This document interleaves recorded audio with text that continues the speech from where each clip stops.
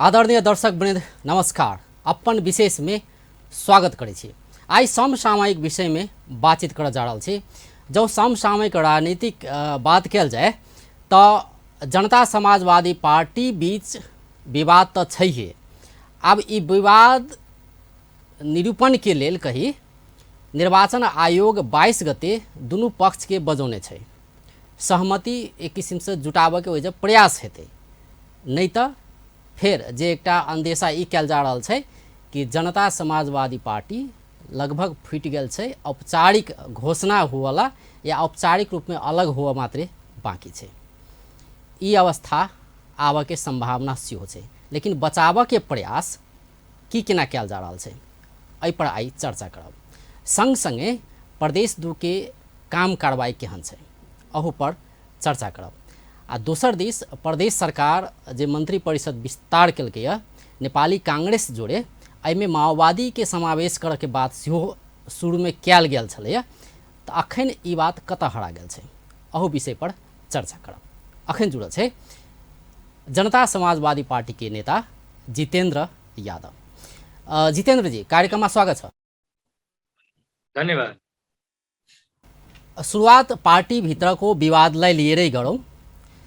जनता समाजवादी party औपचारिक रूप में फुटेको घोषणा हुन मात्रै बाँकी रहेको भनेर भन्दा हुन्छ कि हुँदैन? जनता समाजवादी पार्टी फुटेको होइन। जनता समाजवादी पार्टीको आदर्श, सिद्धान्त र जनता समाजवादी पार्टीले गरेका विभिन्न निर्णयहरूलाई मतलब निर्णयहरूलाई स्वीकार नगर्ने तत्त्वहरूलाई कारबाही गरेको विषय एकातिर छ। अर्कोतिर के छ भने जनता समाजवादी पार्टी देशकै वैकल्पिक शक्तिको रूपमा रहेको हुनाले सम्पूर्ण उत्पीडनमा परेका मधेसी, आदिवासी जनजाति, सीमाङ्कित समुदाय लगायत महिला र अल्पसंख्यकहरूको समग्र अधिकारको लागि स्थापित पार्टी भएको हुनाले जनता समाजवादी पार्टी फुटेको होइन। जनता समाजवादी पार्टी अझै सशक्त रूपमा नेपाली राजनीतिमा आफ्नो भूमिका निर्वाह गर्छ भन्ने कुरा त्यही हो। रह्यो कुरा अहिले फुटको जनता समाजवादी पार्टी फुटको संघारमा गएको जुन विभिन्न मिडिया मार्फत जुन प्रसङ्ग उठिराखेको छ, त्यो प्रसङ्ग के हो भने कि जनता समाजवादी पार्टी होस् या कुनै पार्टी होस्, वैचारिक रूपमा, सैद्धान्तिक रूपमा र सांगठनिक रूपमा चाहिँ निर्णयलाई सबैले मान्नुपर्छ। निर्णय पद्धतिलाई नमान्ने जुनसुकै व्यक्ति किन नहोस् या जस्तोसुकै व्यक्ति किन नहोस्, उसलाई कारबाहीको दायराभित्र, अनुशासनको कारबाहीको दायराभित्र ल्याएर पार्टी चाहिँ अझै अनुशासित बनाएर अगाडि बढेको कुरा छ। होइन, भन्दाखेरि त सबैले यही भनिरहेका छन् कि जनता समाजवादी पार्टी फुट्दैन, फुट्नुहुन्न, होइन, एक बद्ध नै रहनुपर्छ। जसरी 2077 साल वैशाखको 10 गते मध्यरातमा एकीकरण भयो राजपा र तत्कालीन संघीय समाजवादी फोरम बीच, त्यस्तै किसिमको एकता हुनुपर्छ भनेर चाहिँ भन्ने गरिन्छ। तर व्यवहारमा त्यस्तो देखिएन। केही व्यक्तिहरू त फुटाउन नै लागेको छ भनेर पनि आरोप लाग्ने गरेको छ। यस्तो छ, तपाईले भन्नुभएको कुरा यथार्थ नै हो।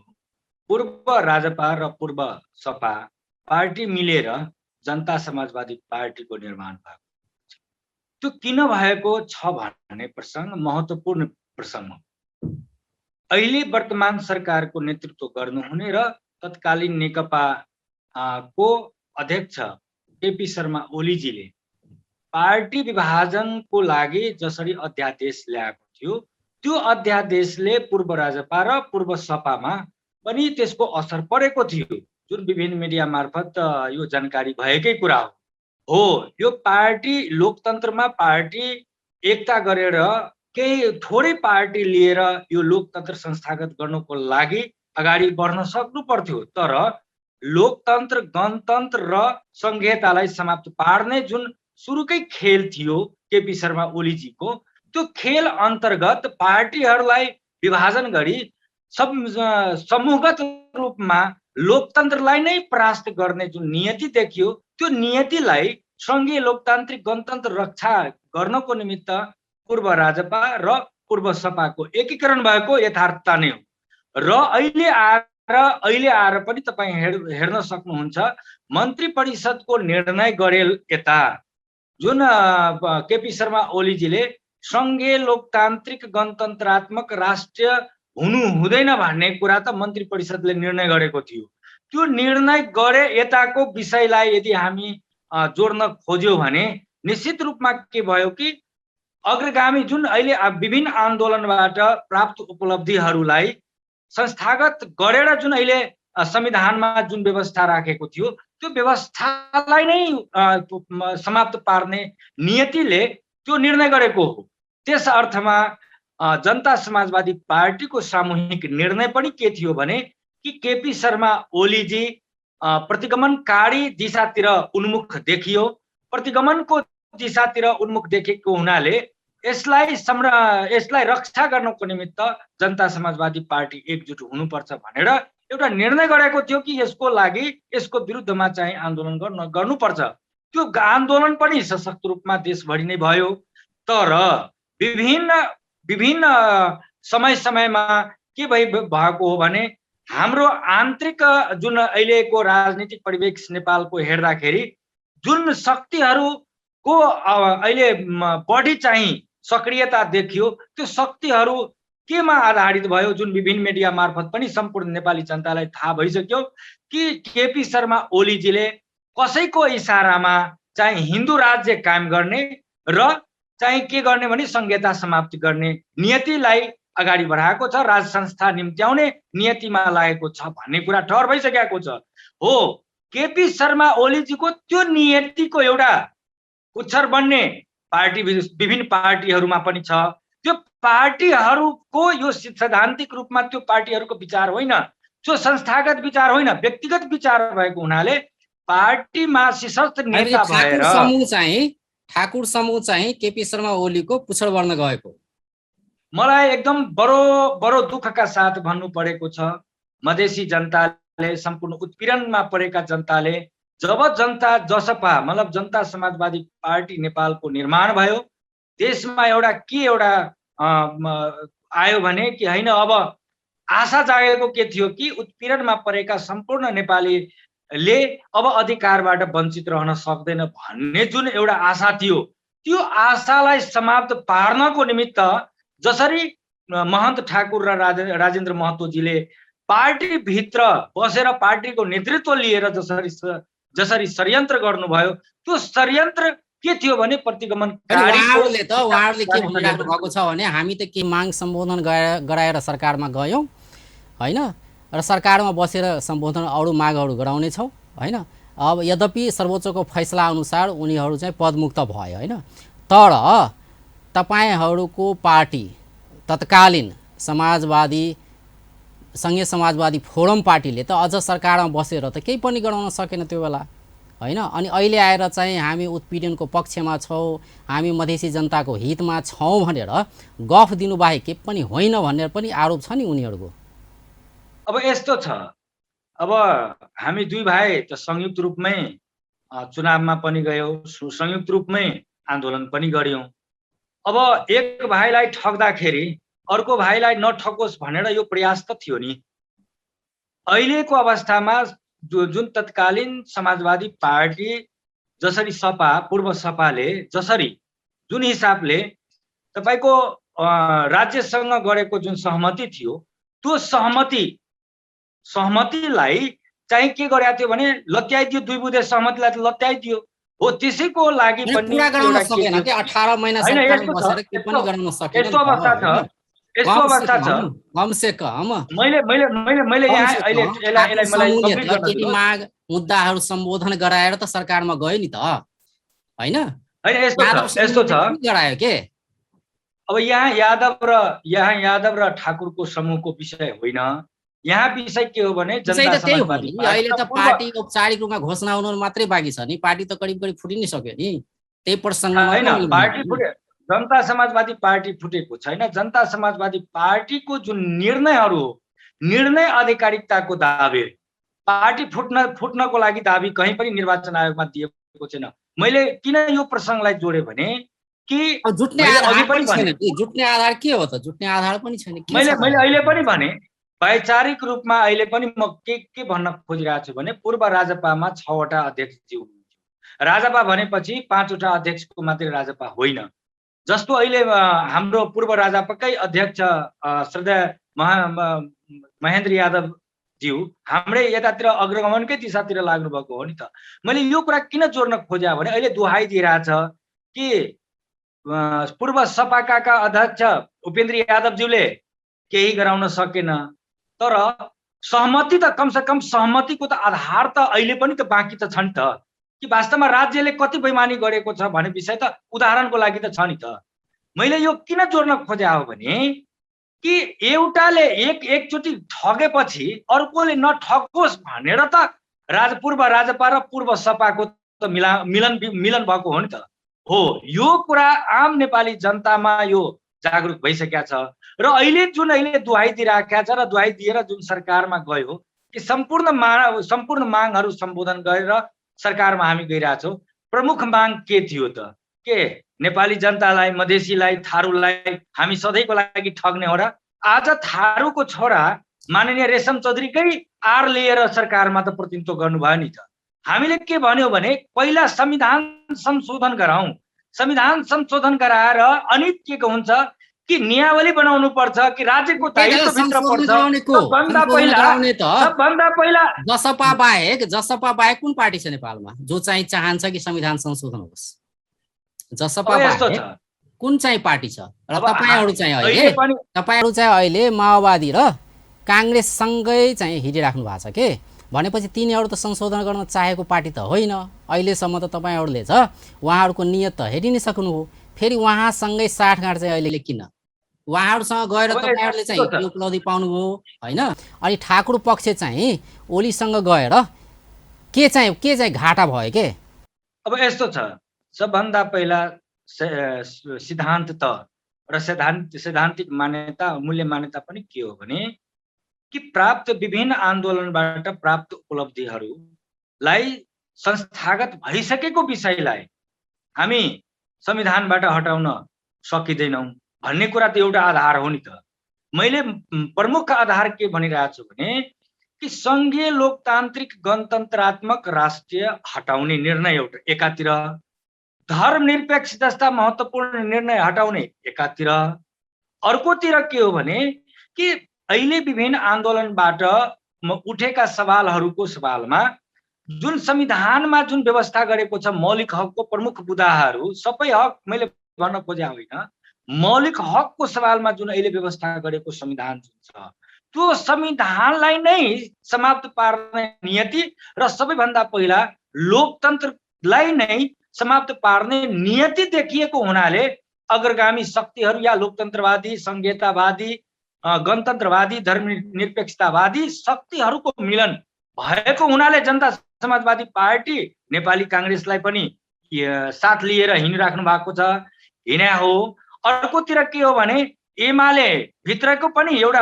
अग्रगामी शक्ति जुन माधव र झलनाथ जीको समूह छ तिनीहरूसँग आज एकताबद्ध हुने स्थितिमा हो। अर्को कुरा के हो भने माओवादी कोही कुरा गर्नु पर्दाखेरि आखिर माओवादीले यत्रो सशस्त्र जनयुद्ध गरे हो, संघर्ष गरे हो, त्यो संघर्षबाट पाएका उपलब्धिहरूलाई संस्थागत गर्नको निमित्त पनि एकताबद्ध भएको हो। तर म आदरणीय महन्त ठाकुरज्यूलाई म भन्न चाहन्छु र म तपाईको मिडिया मार्फत उहाँलाई म प्रश्न गर्न चाहन्छु, तपाई यो ओलीको पुच्छर समातेर आखिर अहिलेसम्म पाउनु के भयो? अहिलेसम्म पाएको के हो र? तपाईले त वास्तवमा युवा पिढीको राजनीतिक भविष्य नै समाप्त गर्नेतिर लाग्नुभयो, जुन सम्मानित सर्वोच्च अदालतले यो पर ठहर गरिसकेको हो र अहिले विचलित छ। पाउनु भएको छैन, पहिला पनि केही दिन सक्नु भएन भन्ने आरोप त छँदैछ। अहिले नै माओवादी र कांग्रेससँग लागेर तपाईहरुले के पाउनुहुन्छ? आखिर सर्वोच्चले नै फैसला गर्ने हो, संसद पुनर्स्थापना हुन्छ कि हुँदैन, के हुन्छ भन्ने कुरा या भङ्ग गरिएको छ त्यसलाई नै सदर गर्ने हो कि के हो भनेर आखिर सर्वोच्चले नै यसको चाहिँ छिनोफानो गर्ने हो। तपाईहरु अहिले माओवादी र कांग्रेससँगै बसेर आन्दोलन गर्ने, प्रदर्शन गर्ने, विरोध गर्ने, यो गरे चाहिँ के चाहिँ हुन्छ के भने? यस्तो छ, राजनीतिक भनेपछि विभिन्न समय कालखण्डको यो त सर्वोच्चको कुरा हो परिस्थितिले नि, सर्वोच्चले फैसला मैले मैले गरिहाल्छ नि सही मैले हो कि गलत हो। मैले त्यसैसँग सम्बन्धित कुरा मैले गर्न खोजेँ। त्यो राजनीति भनेपछि समय चक्र अनुसार बदल्ने विषयवस्तु हो। र अर्को कुरा के हो, सम्मानित सर्वोच्च अदालतले जसरी घेराबन्दी गरेका थियो आज त देखाइदिएको हो नि त। वास्तवमा यो नेपालमा कानुनी राज्य हो भन्ने कुरा सम्मानित सर्वोच्च अदालतले त यो प्रमाणित नै गरिसकेको विषय हो। अहिलेको विषयमा के हो भने कि संविधान अन्तर्गत प्रधानमन्त्रीको नियुक्ति भएको, संविधान अन्तर्गत सम्मानित राष्ट्रपतिज्यूको नियुक्ति भएको हो। संविधानलाई अपव्याख्या गरेर संसद विघटन गर्न पाइन्छ र? संसद भनेपछि के हो, सार्वभौम जनताको निहित प्रतिनिधित्व हो नि त। सार्वभौम जनता कसको लागि? लोकतन्त्रको लागि, प्रजातन्त्रको लागि, गणतन्त्रको लागि, संहिताको लागि न हो। यसको अर्थ के हो भने कि यो अहिलेको वर्तमान सरकार जुन केपी शर्मा ओलीजीले जसरी यो अगाडि बढेको छ संसद विघटन गरेर, यसको अर्थ र संसद विघटन गरेर निर्वाचन गराउने जुन एउटा ताण्डव नृत्य गराइराखेका छ, म चेतावनी दिन चाहन्छु र चुनौती म दिन चाहन्छु, तपाईको कुन कुन प्रक्रियाले अहिलेसम्म निर्वाचन हुने वातावरण बनेको छ र? कुन प्रक्रियाले तपाईँ निर्वाचनको लागि अग्रसरता देखाउनु भएको छ र? दल अनुसारको तपाईले हरेक दलमा चाहिँ अदालतले गर्ने हो यो विषयमा निर्णय होइन। अब तपाईहरुको सम्मानित यतिसम्म भइसकेको छ। हजुर, ठाकुर समूह र यादव मैले ठाके भने अजयजी म ठाके भने कि अहिलेको सम्मानित सर्वोच्च अदालतले गरेको निर्णय र फैसलाको विरुद्धमा चाहिँ राष्ट्रिय सभामा अध्यादेश पेश गर्ने हैसियत कसको छ यो नेपालमा? यसको मतलब के हो? कानुनी राज्य पनि हामी नमान्ने, सर्वोच्च अदालतको पनि फैसला नमान्ने स्थिति त सिर्जना गरेको हो नि त। भनेपछि के हो भने निरङ्कुश तन्त्रको एउटा उदाहरण बन्नको निमित्त केपी शर्मा ओलीजी लोकतन्त्र गणतन्त्र संहिताको लागि समाप्त पार्नको लागि त अग्रसर त भइसकेको कुरा प्रमाणित भइसक्यो। त्यस अर्थमा मैले किन भने ओलीजीले त्यसको चाहे ओलीजीको पुच्छर समात्नु महन्त ठाकुरको लागि, राजेन्द्र महतोको लागि दुर्भाग्य हो। र यति मात्रै होइन, यिनीहरूले गरेका जुन काम हो त्यो मधेसी जनताको लागि दुर्भाग्य हो। ठाकुर पक्ष चाहिँ अहिले सरकारमा छ हैन, तर सहमति भनौँ न समर्थन छ, तर मन्त्रीहरू छैनन् हैन। सर्वोच्चले फैसला गरिदिएपछि सबै पदमुक्त भइसकेको अवस्था छ। अब तपाईले के लाग्छ, यसलाई नै आधार बनाएर अब ठाकुर पक्ष अलि लचिलो होला र तपाईहरुसँग सहमति गर्न आउने सम्भावना चाहिँ कतिको पाउनु भएको छ तपाईँ? अब जसरी चाहिँ कुरो अहिले जसरी राजनीतिक घटनाक्रम चाहिँ बढेको छ त्यो अनुसार तपाईँ के हेर्नुहुन्छ? अब फेरि पहिलाकै अवस्थामा, पूर्ववत अवस्थामा एकजुट हुने सम्भावना छ जसपा? यस्तो छ, जसपा एकजुट नै हो। मैले अघि पनि भने र मैले एउटा त्यसको वातावरण छैन नि। अब बालकुमारीको पार्टी कार्यालयभित्र चाहिँ बालकुमारी पार्टी कार्यालयभित्र त्यहाँबाट चाहिँ नेम प्लेट समेत हटाइन्छ हैन, ठाकुर महतोको। अब पदाधिकारीहरूको त्यहाँबाट नेम प्लेट चाहिँ हटाइन्छ भनेपछि वातावरण खोइ त यादव पक्षले पनि वातावरण नबनोस् भने चाहेकै त देखिन्छ नि यहाँ, हैन भने? यस्तो छ। अब पार्टी, मैले भने नि अघि पनि, पार्टी विधान अनुसार चल्ने विषय हो। पार्टी सिद्धान्त त र नीति निर्णयहरूलाई कार्यान्वयन गर्ने के भएन भने पार्टी हो। निर्वाचन आयोगले निर्णय गर्ला हैन। मलाई भन्न दिनु, मैले यो कुरा किन मैले राखे भने यदि पार्टीको कार्यालयको विषयलाई लिएर यदि महन्त ठाकुरजीले यति मतलब सक्रिय भएर जुन अभिव्यक्ति दिइराख्नु भएको छ, मैले उहाँलाई के अनुरोध गरेँ, तपाईँ यदि बालकुमारी पार्टी कार्यालय केन्द्रीय कार्यालय लेटर प्याडमा लेखेको अनुसारमा तपाईँ बालकुमारीमा बसेर निर्णय गर्दाखेरि त उपयुक्त हुन्थ्यो नि त। जनता समाजवादी पार्टीको केन्द्रीय कार्यालय त बालकुमारीमा हो, तर उहाँहरू चाहिँ के गर्नुहुन्छ, बबर महलमा बसेर निर्णय गर्नुहुन्छ। लेटर प्याड बालकुमारीको युज गर्ने, तर निर्णय चाहिँ बबर महलको गर्ने हो। म एउटा अभियानको रूपमा हामी युवा पिँढीका चलिरहेको छ के हैन, दोष छैन पद्धतिको कुरामा हामीलाई दोष लगाउनु छैन। पद्धतिको कुरा मैले के भने युवा पिँढीको राजनीतिक व्यक्तित्वहरूले एउटा के अभियान नै चलाइराखेका छौँ कि पार्टीमा न ठुला हुन्छ न साना हुन्छ, पार्टी सबैको लागि हो। जो सिद्धान्त जसले जनता समाजवादी पार्टीको आदर्श सिद्धान्त मान्छ त्यो पार्टीको व्यक्ति हो। जो जनता समाजवादी पार्टीको निर्णय मान्छ त्यो पार्टीको व्यक्ति हो। अहिलेको अवस्थामा जनता समाजवादी पार्टी नै यस्तो पार्टी हो कि अध्यक्षलाई कारबाही गर्ने स्थितिमा आइसक्यो।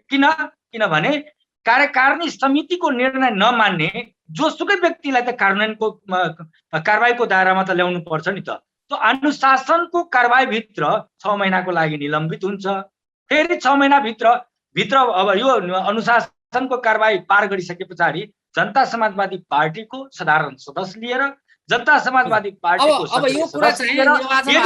यदि आउनुभयो भने उहाँ जनता समाजवादी पार्टीकै मान्छे हुनुहुन्छ भने मेरो अब निर्वाचन आयोगले यो कुराको निर्णय गर्ला कि को चाहिँ सही को चाहिँ गलत होइन, त्यो डकुमेन्ट हेरेर त्यो चाहिँ फैसला गर्ला आफ्नो ठाउँमा छ होइन। मैले भन्न खोजा के भन्दाखेरि जनता समाजवादी पार्टी आत्मीय रूपमा मिलेर अब अगाडि बढ्छ, जसरी चाहिँ 22 गते निर्वाचन आयोगमा त्यहाँ बोलाइएको पनि छ होइन दुवै पक्षलाई। तपाईँले के लाग्छ कि अब मिल्ने आधार तयार गरेर तपाईहरू निर्वाचन आयोग पुग्नुहुन्छ कि होइन, अब छुटिनु पर्यो भन्ने किसिमले नै त्यो मनस्थिति लिएर त्यहाँ पुग्नुहुन्छ? यस्तो छ, मधेस जनविद्रोहमा महान वीर सपुतहरूले चाहिँ आफ्नो रगत बगाएको विषय, यति संवेदनशील विषयलाई आत्मबोध नगर्दै जनता समाजवादी पार्टीको नेतृत्व लिएर नेतृत्वकारी भूमिका निर्वाह गर्ने व्यक्तिहरूलाई म भन्न चाहन्छु, मलाई दुःख लाग्छ। र दुःखको साथ म भन्नु परिरहेछ, आज तपाईलाई कुन सम्मान दिएको छैन जनता समाजवादी पार्टीले। आज अध्यक्षको हैसियतमा तपाईँ निर्णय गर्ने स्थितिमा तपाईँ हुनुहुन्थ्यो महन्त ठाकुरज्यू, वरिष्ठ नेताज्यू, तपाईँ राजेन्द्र महतोज्यू वरिष्ठ नेता भएर तपाईँ बस्नु भएको हो नि त। मैले किन यो कुरा राखेँ भने कि नेतामा यतिसम्म पनि सुझबुझ हुँदैन भने पार्टी र सिद्धान्त र महत्त्वपूर्ण आन्दोलनहरूको जुन अधिकारसँग वञ्चित समुदायहरू छ त्यसको अधिकार कसरी दिलाउन सक्छ भन्ने विषय मैले यो किन प्रसङ्ग राखेँ।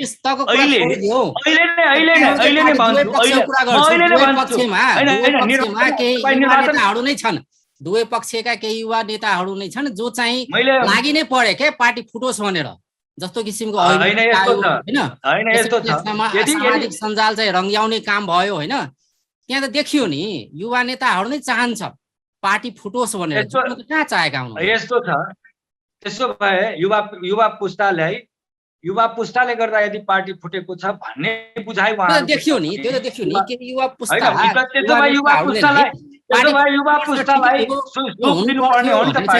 भनेकै हुन् नि होइन। तर यस्तो मैले विषय प्रसङ्ग मैले किन जोड्न चाहे, तपाईँको विषय भनेपछि निर्वाचन आयोगसँग सम्बन्धित विषय हो। मैले निर्वाचन आयोग त त्यो एउटा कानुनी पाटो होला, तर म एउटा के गर्छु के भनिरहेको छु भने व्यवहारिक पाटो त हेरौँ। यतिसम्म पनि सेक्रिफाइस गर्न नहुने नेतृत्वमा बस्ने व्यक्ति के राजनीति गर्न सक्ला र? भोलिको दिनमा जनतालाई हामीलाई पत्याउन सक्छ र? त्यस अर्थमा के हो भने कि यसपालिको जुन जनता समाजवादी पार्टीको जुन अडान रह्यो, प्रतिगमनको विरुद्धको जुन अडान रह्यो, त्यो अडान नेपालको राजनीतिमा स्वागत योग्य छ र यसको मतियार बन्ने, यो ओलीको मतियार बन्ने को त स्थिति अब जनताले दिने हो। किनभने जनता सार्वभौम हो। किता छोडेर आउनु पर्यो यतातिर, त्यो भन्नुहुन्छ तपाईँ, अनि सहमति जुट्ने सम्भावना छ भन्नुहुन्छ। ओलीको किता भनेपछि बदलाउने सम्भावना छ, एकबद्ध भनेपछि पार्टी एउटै हो।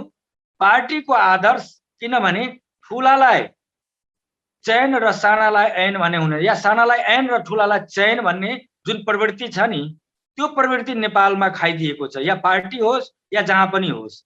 मैले यो कुरा किन राखेँ भने आज कुनै पनि तल्लो स्तरको पदाधिकारीले यस्तो हरकत गरेको भए के तपाईको यो क्वेसन हुन सक्थ्यो र?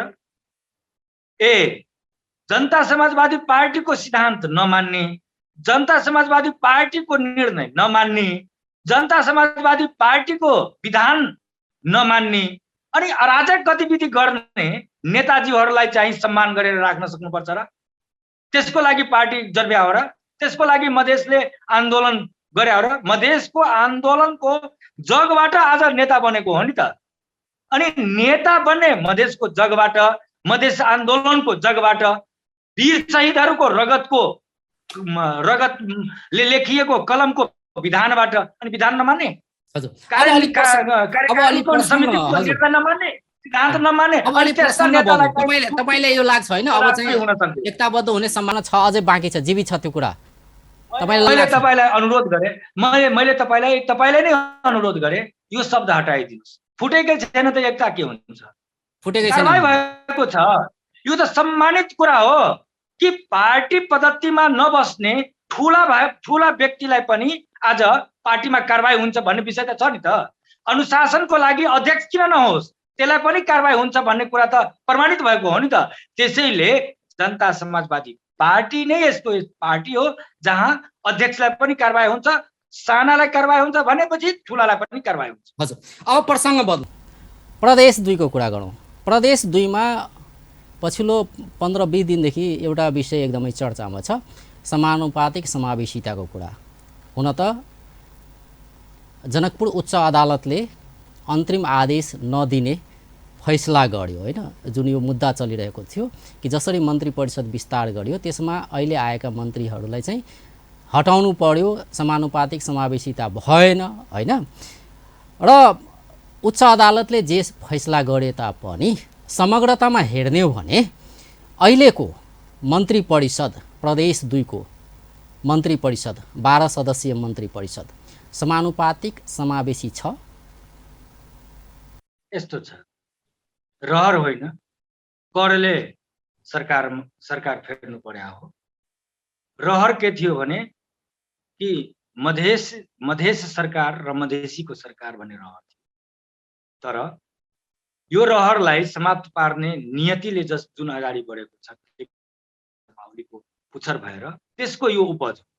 र अर्को उपज के हो भने कि जनता समाजवादी पार्टी जुन दिनदेखि कसरी किन्न त्यो त कुरै भएन नि, संविधानको कुरा पो मैले तपाईकै प्रश्नलाई अहिले समानुपातिको दुहाई दिने हामी नै हामीले समानुपातिको लागि सङ्घर्ष गरे हौं, दलले नै सबभन्दा बढी दुहाई दिने समावेशिताको लागि सङ्घर्ष गरे हौं। त्यसैले यो हाम्रो दायित्वभित्र छ, यसलाई मान्नुपर्छ। तर यो राजनीतिक सङ्कटको बेला भएको हुनाले र सर्वदलीय सरकारको परिकल्पना गरेको हुनाले सर्वदलीय सरकार जुन अहिले कोभिडको महामारी सर्वदलीय सरकार बनाउने बेलामा राष्ट्रिय सङ्कटका बेलामा चाहिँ संविधान नमान्ने होइन त? हैन, संविधान मानेर यस्तो छ। मलाई जनतालाई त जनता समाजवादी पार्टीको जुन आदर्श मान्ने एउटा वैचारिक व्यक्तित्वले त जनतालाई त ठग्न त पाउँदैन नि। मैले तपाईको मिडिया मार्फत यही कुरा मैले के गरे भने हाम्रो रहर थिएन, तर जनता समाजवादी पार्टीको कुरा त हो, संविधानको कुरा हो के। अहिलेको अवस्थामा मैले भने समावेशिताको विषयलाई लिएर मैले हाम्रो प्रमुख विषय नै हो।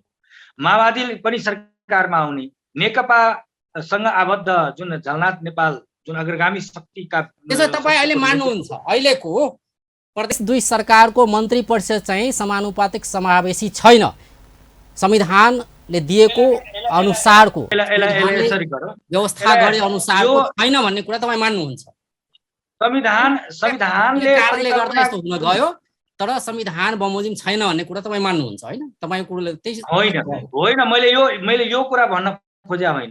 संविधानले परिकल्पना गरेको भन्ने विषय संविधानले परिकल्पना गरे जस्तै यो समानुपातिक समावेशिता हो। संविधानले परिकल्पना गरे जस्तै हो कि होइन? मैले भनिरहेको छु। अहिले यस्तो छ, हजुर, यस्तो छ, महिला 33% भनेपछि मन्त्री परिषदमा महिला 33% भने संविधानमा उल्लेख छैन। हामी समानुपातिक समावेशीको सिद्धान्त भनेको चाहिँ के हो त? त्यो भने त्यहाँ कहाँ लेखेरै राख्नु पर्दैन, त्यहाँ 33% हुनु पर्यो भनेर लेख्नै पर्ने हो र सबै ठाउँमा? त्यहाँ लेखेकै छ नि, समानुपातिक समावेशिताको सिद्धान्त अनुसार भनेको चाहिँ के हो? संविधानमा जुन मन्त्री परिषदको परिकल्पना जुन गरेका छ मन्त्री परिषदको परिकल्पना गरेको संविधान त के हो भने कि मन्त्री परिषद समावेशी हुनुपर्छ भन्ने विषय। समावेशीको अर्थ के हो भने हामीले चाहिँ पूर्ण समानुपातिक जनसङ्ख्याको आधारमा पूर्ण समानुपातिक प्रतिनिधित्व हुनुपर्छ भने हरेक निकायमा हुनुपर्छ भने त 87 को लागि पनि त संविधान संशोधनको आवश्यकता हो नि त। तर यो अहिले वर्तमान नेपालको संविधानले के परिकल्पना गरेको छ भने समावेशिता गराउनु पर्छ भन्ने विषय हो। समावेशिताको अर्थ के हो र 100 जना मान्छे भएर 100 जना मान्छे भएपछि मैले तपाईलाई भने 100 जना तपाईहरुले आन्दोलन गरे हैन र भने एक जना मान्छे भयो भने समावेशिता त भइहाल्यो नि। सबै समुदायको समान सहभागिता हुनु पर्यो भने आन्दोलन गर्ने पक्ष तपाईहरु नै यो व्यवस्था चाहिँ संविधानमा हुनु पर्यो भनेर हल्ला गर्ने तपाईहरु नै। तपाईहरुको एजेन्डा यही, तर आफै चाहिँ व्यवहारमा नदेखाउने देखियो नि त हैन। तपाईले समावेशीको अर्थ भनेको समावेशीको परिभाषा जसरी तपाईले गरिराख्नु भएको छ, समावेशी भनेको 100 जनामा या 1000 जनामा एकजना राखिदिए पनि हुने भो। यदि त्यो नै समावेशी हो भने तपाईहरुको संघर्ष किन त? त्यसो भए तपाईहरु नाजायज संघर्ष गरिराख्नु भएको छ कि संविधानमा चाहिँ समावेशी समानुपाती हुनु पर्यो भनेर। यो संघर्ष चाहिँ किन त्याग्नु पर्यो? एजेन्डा त्याग्नु पर्यो। यो ठीक छ संविधानमा। हजुर, जनता समाजवादी पार्टीको एक स्पष्ट धारणा हो र त्यसको लागि पनि संविधान संशोधनको आवश्यकता हो। अहिलेको अवस्थामा आफैबाट सुरुवात गर्ने हो के भने त्यो त संविधानले मलाई पुष्टि गर्न दिनुस् नि। मलाई त पुष्टि हैन, मलाई पुष्टि गर्न दिनुस्। जनता समाजवादी पार्टीले संविधान संशोधनको लागि अगाडि बढेको विषयलाई प्राथमिकता लिएको छ। त्यो किन लिएको छ भने त्यो मूलक के हो भने जनसङ्ख्याको आधारमा समानुपातिक प्रतिनिधित्व हुने भन्ने एउटा आधार। जब जनसङ्ख्यालाई यदि मान्यता दिनुहुन्छ भने के हुन्छ कि निर्वाचन जुन प्रक्रिया छ, निर्वाचनको जुन अहिले संख्या तोक्या हो, त्यो संख्या पनि जनसङ्ख्याको आधारमा बढ्ने हो। यदि संख्या बढेको खण्डमा त्यसको 20% यदि ल्याउँदाखेरि निश्चित रूपमा के हुन्छ, समावेशिता त्यहाँ उपयुक्त हुन्छ, समावेशिता व्यापक रूपमा हुन्छ हो। त्यसको लागि पनि संविधान संशोधन हुनुपर्छ भने जनता समाजवादी पार्टीको ठहर छ। रह्यो कुरा अहिले वर्तमान स्थितिलाई आकलन गर्दाखेरि जस्तो अहिले मन्त्री परिषदकै कुरा तपाईँ गर्नुभयो भने त्यो समावेशिताकै आधार लिएर अगाडि बढेको विषय छ। तर त्यो अहिले पनि जनता समाजवादी पार्टीको, मैले अघि पनि भने, यो करले यो मात्रै होइन, रहरले होइन, त्यो करले मात्रै भएको हो। त्यो राष्ट्र राजनीतिको विषयलाई लिएर र सर्वदलीय सरकार गठनको विषयलाई लिएर अगाडि बढेको छ। र यो व्यवहारको रूपमा सबभन्दा पहिला के हो भने जनताको जनमतको निमित्त निर्वाचन हुने हो नि त। र निर्वाचन जुन स्थान हो या निर्वाचन संख्या हो, त्यसको लागि के गर्नुपर्छ, तपाईको संख्या पनि निर्धारित गर्नुपर्छ त्यो अनुसारमा। त्यसो भए अहिलेको जुन मन्त्री परिषद छ त्यो चाहिँ तपाईले भनि नै हाल्नुभयो कि समावेशिताको आधारमा भएको छ। त्यसमा अब 100 जना होस् या 1000 जना भए पनि त्यसमा अरू समुदायलाई या महिला होस् या अरू समुदायले राखिदियो भने त्यो चाहिँ कर्तव्य पुरा हुन्छ भन्ने चाहिँ तपाईको भनाइ हो। अब अर्को कुरो, यो माओवादीसँग पनि गठबन्धन गर्ने कुरो चाहिँ खुब चल्या थियो त्यो बेला हैन। कांग्रेससँग मात्रै तपाईहरु चाहिँ अगाडि बढिराख्नु भएको छ, माओवादीसँग चाहिँ के भयो? हैन, माओवादीसँग कुरा भइरहेछ। उहाँहरु चारै चाहिँ यो सरकारमा सहभागिता। हजुर, के चाहिँ कुरो मिलेन? सबै कुरा मिलेको छ। अब छिटै चाहिँ यो सम्पूर्ण यो प्रदेश नम्बर 2 मात्रै होइन, त्यसका साथै प्रदेशमा चाहिँ यो सरकारमा सहभागिताको सवालमा आपसी छलफल भइरहेछ।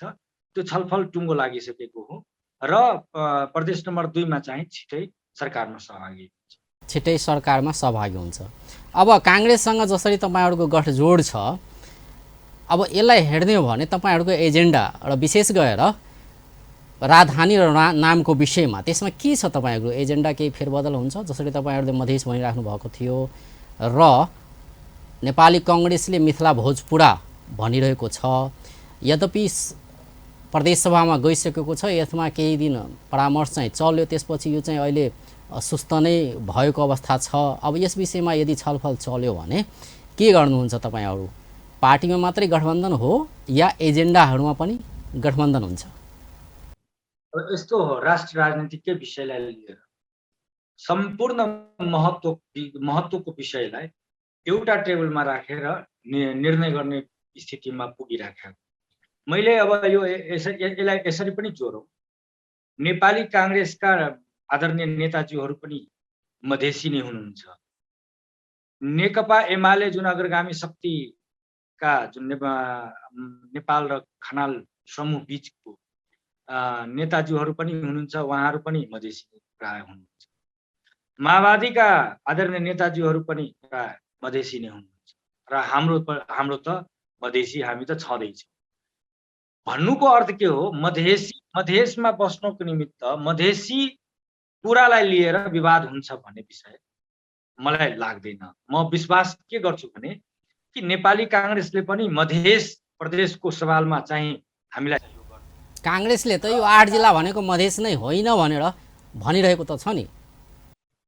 अब यस्तो छ, अब अहिलेको वर्तमान परिस्थिति मैले फरक प्रसङ्ग अहिले भएको छ, राष्ट्र राजनीति पनि फरक दिशातिर गइरहेको अवस्थामा यसैमा चाहिँ नामाकरणकै विषयमा चाहिँ ठुलो एजेन्डालाई चाहिँ अगाडि ठुलो एजेन्डालाई चाहिँ बाधक बन्दैन होला जस्तो मलाई लाग्दछ। तर नेपाली कङ्ग्रेसभित्र पनि छलफल चलिरहेछ। माओवादीले त प्रश्न धारणा नै दिइसक्यो कि होइन मधेस प्रदेश नै उपयुक्त हुने हो भन्ने विषय रह्यो। कुरा यतातिर हाम्रो माधव नेपाल ज्यूको पक्षमा भएका जति पनि नेताजीहरू हुनुहुन्छ या मान्यजीहरू हुनुहुन्छ, उहाँहरूको सवालमा उहाँहरू पनि अब क्लियर रूपमा के भएको छ भने कि यो गठबन्धनमा जहाँ बाधा अडचन छ त्यो फुकाएर चाहिँ राष्ट्रलाई नै एउटा परिचय दिएर भौगोलिक आधारलाई पनि अगाडि बढ्छ भन्ने विश्वास छ। हजुर, अब अन्त्यमा आइसकेका छौँ। तपाईँले के लाग्छ, अब 3.5 वर्ष त बिताइसक्नुभयो, अब 1.5 वर्ष बाँकी छ होइन? के छ, यो प्रदेशलाई नाम र राजधानी दिनुहुन्छ या यसरी नै समय बर्बाद गर्नुहुन्छ तपाईँहरूले? नाम र राजधानी दुईटै। अब अर्को दोस्रो चरणमा जो आउँछन् तिनीहरूले गर्लान्, आफू चाहिँ किन भारी बोक्ने भनेर चाहिँ पन्छिन खोज्या हो कि भन्ने पनि आरोप छ नि तपाईँहरूमाथि।